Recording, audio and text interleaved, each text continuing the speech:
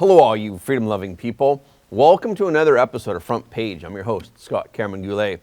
Republican presidential candidate Tim Scott abruptly announced his withdrawal from the race. New York's Attorney General will stop at nothing to criminalize President Trump, and she's even planning to block President Trump's witnesses. The number 3 in the Republican Congress decided that she has finally had enough, and she went on the offensive against the New York judge in the Trump civil case.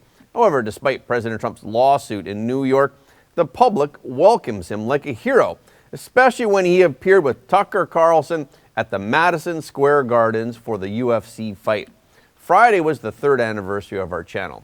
I hope that in the future we'll be able to express our views even more freely without having to be as cautious as we have been in the past 3 years. International pressure on Israel to cease fire is mounting, but Israel says it will see the war through even against the pressure from the whole world. Okay, let's get into it. Senator Tim Scott announced the suspension of his presidential campaign on a Fox News program. The reason is supposed to be that his approval ratings have failed to make headway in several debates. He also said something similar to the former vice president, that this is not his time. He said, "I think the voters, who are the most remarkable people on the planet, have been very clear that they're telling me not now." But he also does not wish to endorse any of his opponents at this time. He also said, "The best way for me to be helpful is to not weigh in on who they should endorse." He advised voters to research each candidate and their candidacy, and he highlighted that voters should consider a candidate's past before making a decision. Scott's decision was announced suddenly without any prior signal. Even Fox host Trey Gowdy seemed surprised by the announcement, but this decision makes a lot of sense. President Trump's approval ratings are just too high to be defeated. Even in areas like New York, where Democratic voters have a high concentration of voters, President Trump is welcomed like a hero. President Trump received a hero's welcome on Saturday night when he walked into New York's Madison Square Gardens with Tucker Carlson to watch the big UFC fight. How strong that team is, making his way into the building. One of the bigger mixed martial arts fans I know, President Donald Trump, taking his octagon side seat for UFC 295. We got 2 title fights coming up at UFC 295 here in a matter of moments, live from Madison Square Garden. And President Trump will be here to witness all of it. 4 of the very best fighters in the world set to take their cracks at light heavyweight and interim heavyweight gold, respectively. We move over to pay-per-view shortly. Thank you all for being here for the prelim coverage. But as you know, best is yet to come. Main card for UFC 295, live on ESPN Plus pay-per-view from Madison Square Garden. Starts right now. Because President Trump entered the stadium with Tucker Carlson, it rekindled the hopes of their fans that they would become campaign partners. I don't know if that's very likely to happen, since Tucker Carlson has always emphasized that he will not go into politics. Perhaps he has a much greater impact on society as an independent media figure. Friday was the 3rd anniversary of our channel. So before we move on, I want to take this opportunity to thank all of you freedom-loving viewers for your support. Without you, we wouldn't have made it this far. Some of you have asked us why we don't leave YouTube and move to other platforms. Over the past 3 years, there have been many suggestions and questions. I'd like to explain why we're still on YouTube. Freedom of speech in the United States is truly threatened. Self-media has become the primary source of information for the public that is suppressed by the mainstream media. We started our channel just after the 2020 presidential election with no experience in self-publishing. Our goal was to do our part to provide as much reliable information as possible while defending our freedom of speech. We believe that the majority of people in the world are kind and upright in nature, and they are willing to help others. Our views have been different from many other channels. This is because of, especially for the younger generation, their trust in the mainstream media. They are gradually becoming brainwashed by the radicalization of the mainstream media, by Hollywood, and by big corporations like Disney. Even the established conservative media can't resist the trend, and things are gradually moving to the left. When you look at the changes in the Democratic and Republican parties over the decades, I'm sure you can see what I'm talking about. Even though our team is small, we hope to speak with a different voice and to try and bridge this confrontation and divide while providing truthful information. We want our voice to be heard by audience members with different viewpoints, not just by conservatives. So we also welcome audience members who don't fully share our views. In that sense, YouTube is a very suitable platform for us. But on YouTube, our topics are limited. Many of our videos were deleted or we have been tagged many times in the past 3 years. However, after appeals, some tags were eliminated, but these troubles took up a lot of our time. Therefore, we have become more and more cautious. Our freedom of speech has been eroded little by little. So here we'd like to remind you of the emerging platform called Ganjing World, which means clean world. Ganjing World is not a conservative platform. It's friendly to all viewpoints. It just doesn't have violence or obscene videos, and it doesn't have speech censorship. Recently, Ganjing World launched its new polls feature. This feature organizes polls on topics of current interest. This opens an interactive window for users' participation and free expression. Nick Janicki, the Director of Media Relations at Ganjing World, says voting is one of the easiest and fastest ways to share content and ideas. We're here to make people's voices heard and to give a voice to those who can't, especially since some voices are being silenced these days. The content of the polling station covers current affairs, life, technology, celebrities, people's livelihood, immigration, and other topics of public concern. It also has light and interesting opinion polls.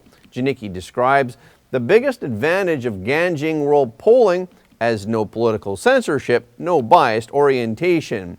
Users can express themselves freely without registering, and they can enjoy a worry-free experience. As a fast-growing global social media platform, Ganjing World is available in Japanese, Korean, German, Spanish, French, Indonesian, Italian, Russian, Vietnamese, and more languages are on their way.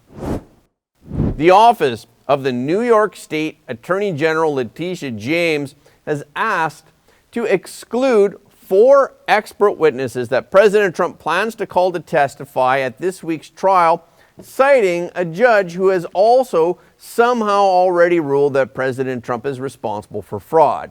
The case centers on the contention of the Attorney General's office that the Trump Organization misrepresented President Trump's net worth and the valuation of his assets in the Statement of Financial Condition that it prepares each year. Defense counsel argued that the figures, while they may have differed from the Attorney General's calculations, were legitimate and they are not the result of fraud. The defense therefore invited 4 expert witnesses: Steve Laposa, Jason Flemons, Steve Witkoff, and David Miller. Laposa is a real estate executive, a professor, and a past president of the American Real Estate Society. He is to testify about property valuation and the methods used to arrive at different figures. He's to testify on how appraising a trophy property presents unique challenges that explain the different valuations between an appraiser and the owner.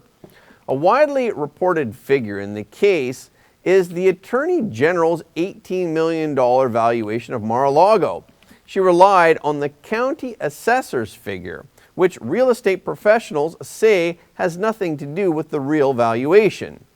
The second witness, Flemons, is a certified public accountant with 25 years experience in forensic accounting, auditing, and corporate investigations. He is to disclose standard practices in accounting.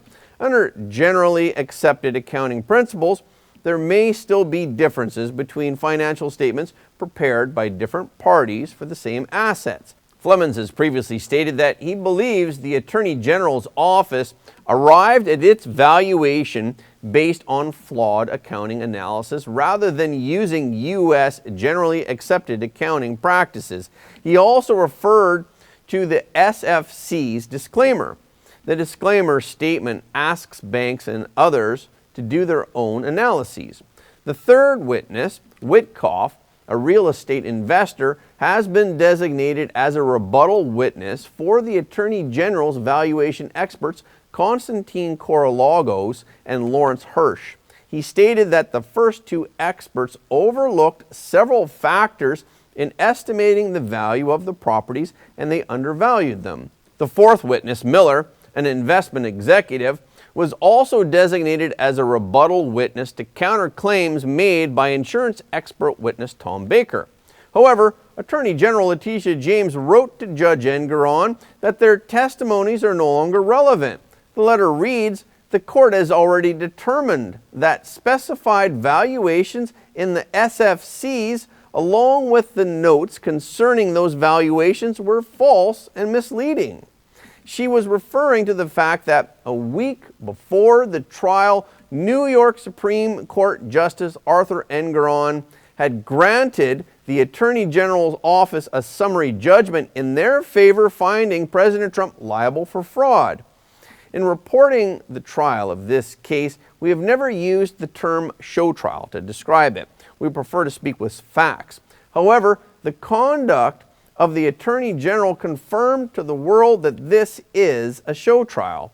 The judge made a conclusion before the trial started, and he did not allow the defendant to defend himself or allow the defendant's witnesses to appear in court.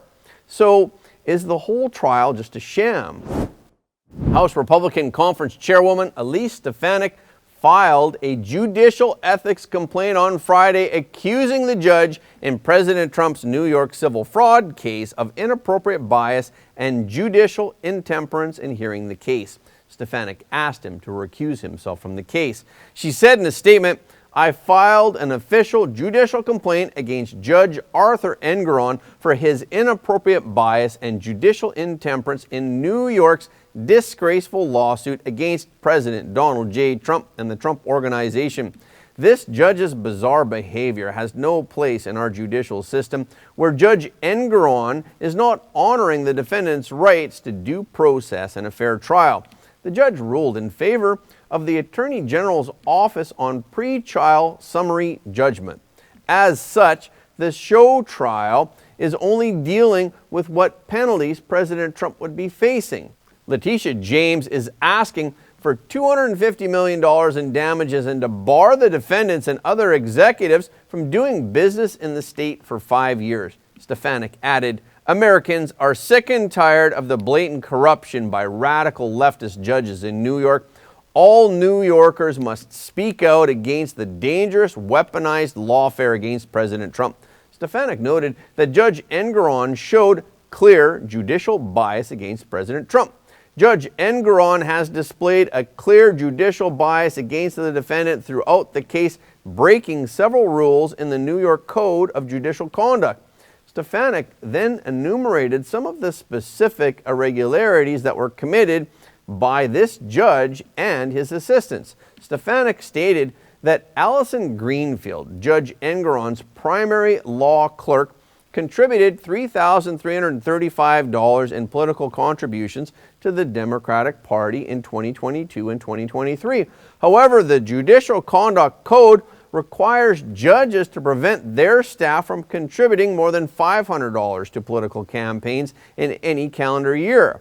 Stefanik wrote, "When President Trump's attorneys notified Judge Engoron responded by issuing an illegal gag order against President Trump's legal team.